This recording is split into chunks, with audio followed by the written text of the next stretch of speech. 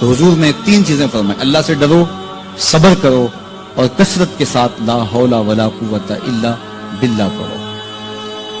وہ فرماتے ہیں کہ میں یہ عمل شروع کیا، ابھی گھر میں بیٹھا ہی تھا کہ دروازے پہ دستک ہوئی، تو میں اٹھا کہ دروازہ کھولوں دیکھوں کہ کون ہے۔ تو دروازہ کھولا، دیکھا میرا بیٹا کھڑا ہے اور اس کے پیچھے 100 اونٹ کھڑے ہیں۔ تو میں نے کہا کہ تم اور یہ اونٹ؟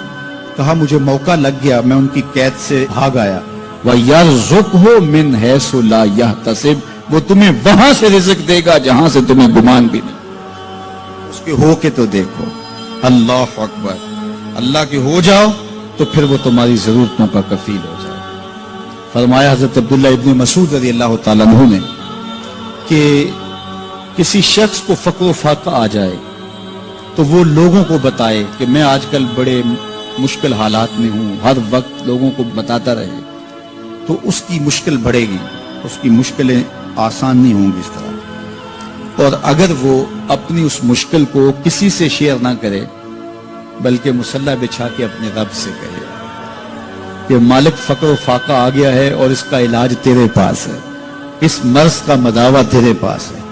حضرت عبداللہ ابن مسعود فرماتے ہیں کہ رسول کریم نے فرمایا جلد یا بدیر اللہ اس کو مالا مال فرما دے گا۔ یہ بھی کبھی کر کے دیکھو، مشکل آ جائے، فاقہ آ جائے۔ اور قرآن مجید کا دل سورہ یاسین ہے، جس نے 1 مرتبہ سورہ یاسین کی تلاوت کی اللہ 10 مرتبہ قرآن پڑھنے کا ثواب عطا کرے گا۔ اور کتنا بڑا اجر ہے، آپ 1 سال میں بھی شاید 10 قرآن مجید نہ ختم کر سکیں، اور سورہ یاسین پڑھیں تو 10 مرتبہ قرآن مجید پڑھنے کا ثواب نصیب ہوگا۔ تو اپنی صبح کا آغاز سورہ یاسین سے کیا کریں، نماز فجر کے بعد اشراق تک سورہ یاسین پڑھ لیا کریں۔ سورہ یاسین اگر آپ پڑھ کے اپنے دن کا آغاز کرتے ہیں، آپ کا سارا دن خیر سے گزرے گا۔ اس دن اگر کاروبار کریں گے تو برکت ہوگی، اس دن بہت ساری بیماریوں سے، آفات و بلیات ارضیہ اور سماویہ سے بچے رہیں گے، لوگوں کے شر سے، حادثات سے محفوظ رہیں گے۔ میرے حضور نے ارشاد فرمایا قرآن مجید میں ایک سورت ہے جس کی 30 آیات ہیں، اگر کوئی شخص اس کی تلاوت کرتا ہے تو وہ سورت پڑھنے والے کی شفاعت کرتی ہے، اور اتنی بار شفاعت کرتی ہے کہ اس کو بخشوا کے چھوڑتی ہے۔ وہ سورت کون سی ہے؟ وَهِيَ تَبَارَكَ الَّذِي بِيَدِهِ الْمُلْكُ، یہ سورۃ الملک ہے، 30 آیتیں ہیں۔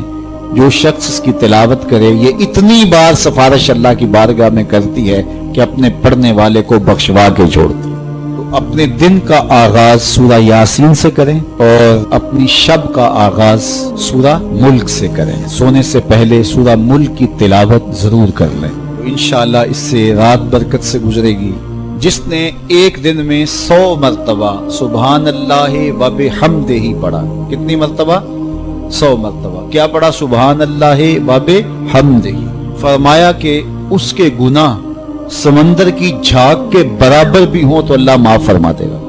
تو یہ اپنے وظائف میں شامل کر لیجئے، سبحان اللہ و بحمدہ۔ اور حدیث بخاری ہے کہ 2 کلمے ایسے ہیں جو اللہ کو محبوب ہیں اور زبان پر مشکل نہیں، زبان پر بڑے آسان ہیں، اور جب میزان پہ رکھے جائیں گے تو پلڑے کو جھکا دیں گے، بڑے بھاری ہیں میزان پہ۔ وہ 2 کلمے یہی ہیں، سبحان اللہ و بحمدہ، سبحان اللہ العظیم۔ تو اگر اس کو 100 مرتبہ روزانہ پڑھے تو سمندر کی جھاگ کے برابر بھی گناہ ہو تو اللہ معاف فرما دیتا ہے۔ اللہ فرماتا ہے ما یفعل اللہ بعذابکم، وہ تمہیں عذاب دے کے کیا کرے گا؟ ذرا لہجہ دیکھیے، ذرا انداز، ما یفعل اللہ بعذابکم، وہ تمہیں عذاب دے کے کیا کرے گا؟ تم اس کی مخلوق ہو، اپنے دستے قدرت سے اس نے تمہیں بنایا ہے، تو وہ تمہیں عذاب دے کے کیا کرے گا؟ اس کی ضرورت نہیں ہے کہ تمہیں عذاب دے، نہ اس کی چاہت ہے کہ تمہیں عذاب دے، کوئی خود چھلانگے لگائے تو اس کی مرضی۔ فرمایا کہ ما یفعل اللہ بعذابکم، وہ تمہیں عذاب دے کے کیا کرے گا؟ ان شکرتم و آمنتم، اگر تم شکر ادا کرو اور ایمان لاؤ تو وہ تو قدردان ہے جو کوئی اس کا شکر کرتا ہے اور جو اس پر ایمان لاتا ہے۔